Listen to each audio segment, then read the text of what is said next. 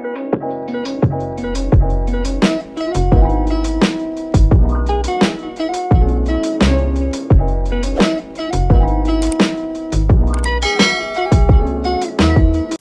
everyone, I'm Billy. Yeah, just like Billie Eilish, but not famous. Welcome to my second home, the hospital. If you want to know why I live here, please like and subscribe. Growing up in Canada, I was always in awe of how beautiful the country was, besides the freezing cold and constant snow. But Mom and Dad loved to travel. That's why before I turned 10, I had already been to 5 different countries. One time, when we were at the Met Museum in New York, I had the worst stomach pain. My stomach burned and I couldn't walk. Mom, Dad, it hurts. They rushed me to the hospital, and throughout the day, they tried to calm me because I was so scared. Honey, you're gonna be fine. Don't worry, we're here. She must be in so much pain. Look at how much she's sweating. My poor baby. And then it all went blank. When I woke up, I found Mom and Dad talking to the doctor. What the doctor said left me wishing I didn't hear it. I was diagnosed with Crohn's on my 14th birthday. Crohn's is when your bowels are inflamed and can cause severe stomachache and may also require surgery at times. My parents did everything they could to cheer me up, but I was angry at everything. Even though I knew they were struggling financially and were very stressed, I couldn't help it. I was rude to the nurses and even snapped at my parents. One day, however, I had snapped to the point that I threw a bowl of custard at the door right behind the nurse. That's so disgusting! Who eats food like that? Billy, that's no way to behave. They're trying to help you. I don't want anyone's help. None of you understand how much pain I'm in or what it's like to be stuck in here. It would be an understatement to say my parents were shocked at how much my behavior had changed.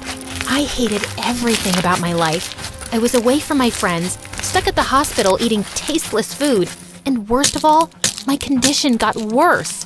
When I turned 15, I had to get a stoma temporarily, which is kind of gross and you don't need to know the details, except that I had several questions for my doctor. Will it stink? Is it safe? It won't cause an infection, right? Honey, give the doctor a chance to answer. Because of the surgery, I had to stay in the hospital for a couple of months so I could be monitored. The pain was getting worse, and I hated being at the hospital at first. One day, I walked out of my room because I couldn't sleep. That's when I heard someone crying. I walked towards the sound and saw it was Mom, and Dad was trying to calm her down. I don't know how to help her. She's so upset here, and the bills will keep getting higher. What do we do? We will continue to be happy around her. She will be irritated, but if we stay happy, maybe she'll feel more hopeful. I felt like the biggest jerk. My parents were struggling, and I had no idea because they were trying so hard to make me happy, make me feel like a normal teenager. That was when I decided to repay the favor and make them feel better about everything. But the only way I could do that right now was to be happy, or pretend to be, even if I'm not. So, to make my parents feel better, I sucked it up and decided to stay happy. I read somewhere that having a positive mindset helps heal faster, and that is exactly what I did. I decorated my room with pictures of friends and family, every trip we went on, and so much more. Billy, I love what you've done with your room.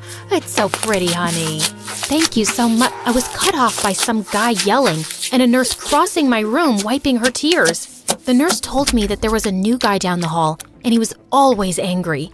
I knew how he felt, and I realized what a horrible person I had been to my nurses before. I knew just how to fix his mood.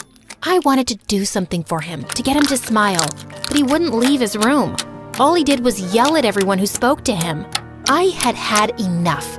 So one day, when he was taken out by the nurse to run some tests, finally I had my chance.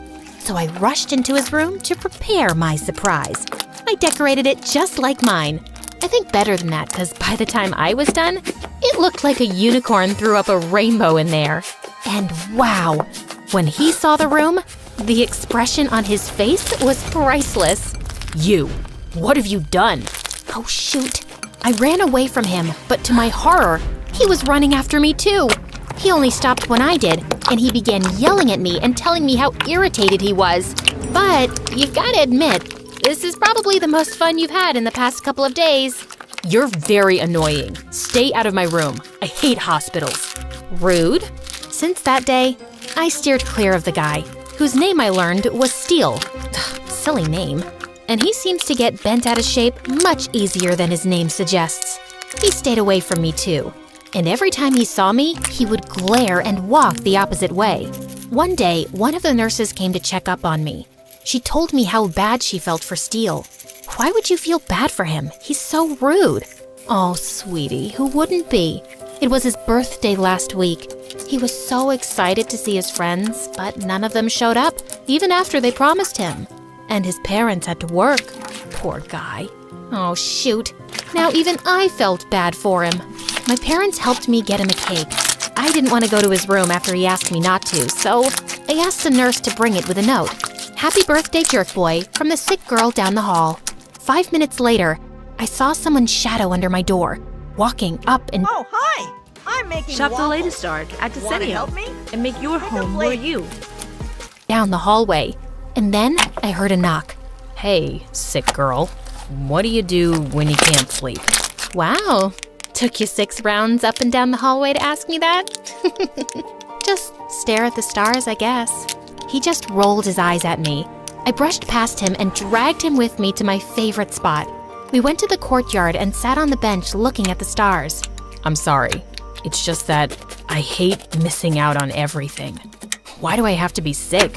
Why can't I just have a life like every other kid my age? It's just not fair.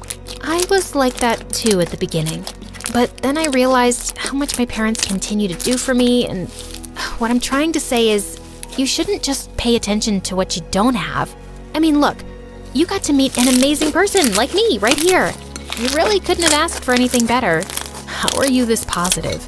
How do you distract yourself from all this pain and stuff? If you wait to be happy until everything is fine, you'll waste your whole life.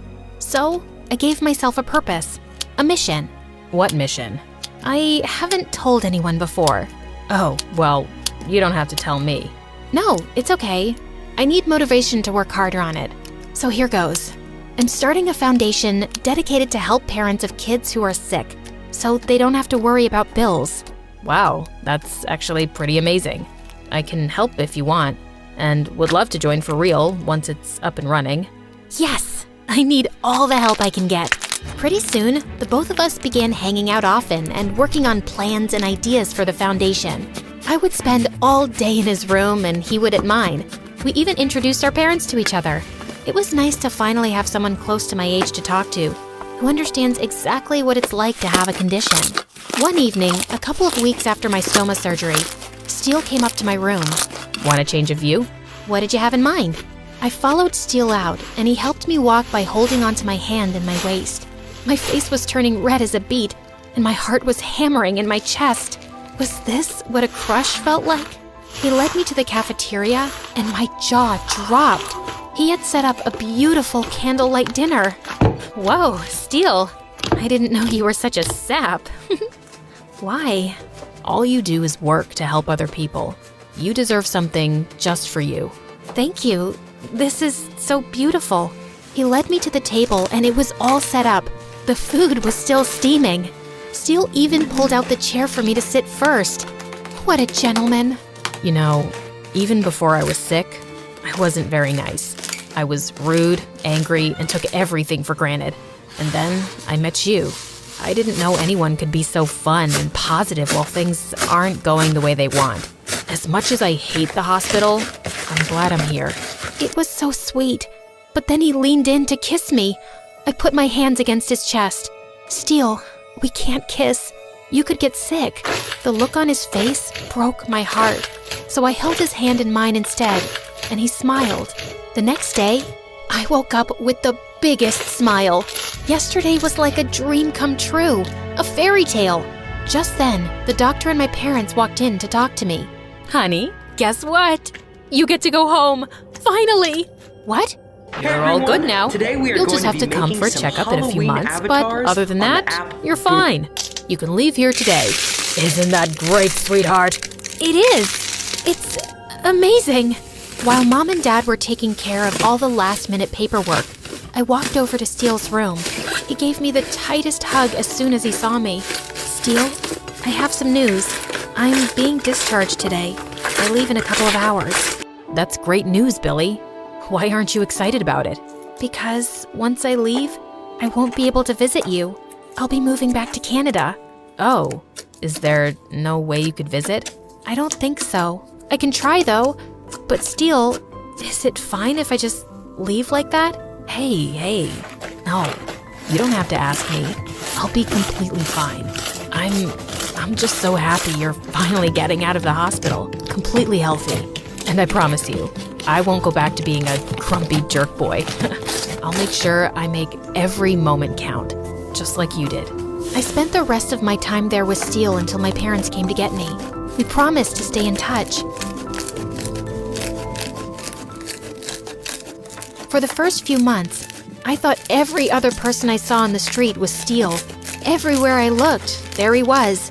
I felt like Cupid had hit me with a bucket of love with Steele's name on it, but I pushed it aside. There was nothing I could do. As the years passed, life got in the way, and eventually, we both lost touch with each other. I got extremely busy with completing high school, trying to get into a university, and with the foundation.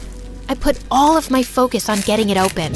After organizing talent shows and competitions as fundraisers and to get some awareness on it, I got some attention and eventually got to meet the CEOs of the biggest organizations who wanted to help me out with my own foundation.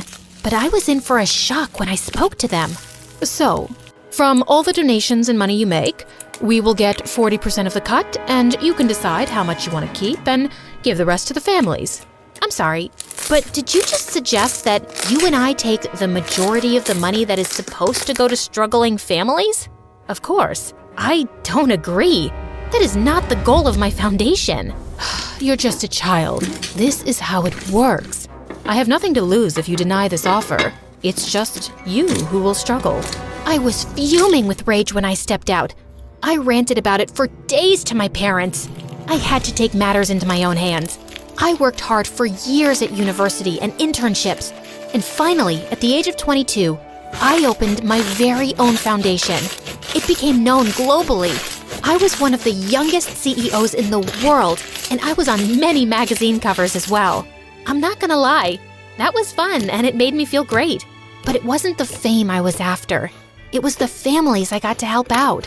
Many people showed up to donate and help out, and one day, my assistant ran up to my office to inform me that we had gotten one of the biggest donations ever, a whopping $100,000. He's here right now, and he wants to work with us as well. Isn't this exciting? Can I show him in? 100,000? Yes, of course. I can't wait to meet this angel of a person. I'm an angel now? I thought I was the jerk boy. It was Steele. I couldn't believe my eyes. 6 years later, and he was finally here. So I'm perfectly healthy now. Do you think we could pick up where we left off? Maybe I take you out somewhere that doesn't serve hospital food? I'm so happy for you, Steele. And I know a great coffee shop. There's so much catching up to do. Everything worked even better than I could imagine. And it was all because a long time ago I decided if you wait to be happy until everything is fine, you'll waste your whole life waiting.